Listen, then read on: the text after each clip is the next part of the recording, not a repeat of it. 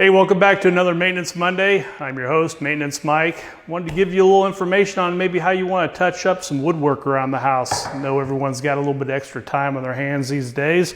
Looking at something like this on your base, your shoe, maybe your cabinet. I've taken a screwdriver and I actually made a couple gouges in here. You know, that's not something we want to have in our woodwork. A couple things you can do. You can use a crayon. It's basically a wood filler. You can find this at Home Depot, Menards, your home show places. You're gonna take a little crayon and you're gonna just rub it right in that crack like that, okay? You can be liberal with it. You're gonna get it all over. That's fine. Come back with a cloth and you're just gonna rub around it, and then once you get kind of on top, just kind of rub really smoothly, kind of lightly, and you're gonna be able to fill that in. I didn't have the exact color for this wood here, but gives you a good idea how we're gonna fill in. Maybe you have a light scratch in there. You're gonna take a marker, okay? And we're just gonna go over it real quick like that, and then we're gonna wipe it, okay?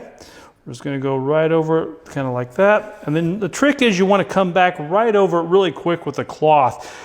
The marker itself is gonna fill in where that stain has been scratched, and it's gonna fill that in. But if you go too long and you kind of rub it in and you wait longer to come back and actually rub over it with a cloth, you're gonna see a residue kind of happen around it. So when you fill in, you want to come back over it real quick with the cloth and kind of help fill that in, okay?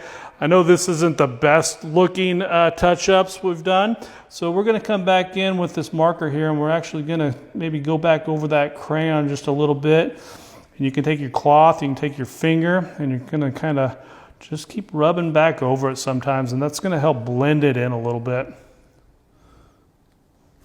Again, this isn't the exact match. Came in here a little hastily today and I didn't have the exact match, but I'm working with a crayon and a marker that is similar, okay? But at least it's taken away that feel of, you know, I've really damaged my wood, to now maybe I can live with it. So hopefully this helps. Get yourself a marker, get yourself some crayons, do some touch-ups around the house. See you again next Monday for another Maintenance Monday.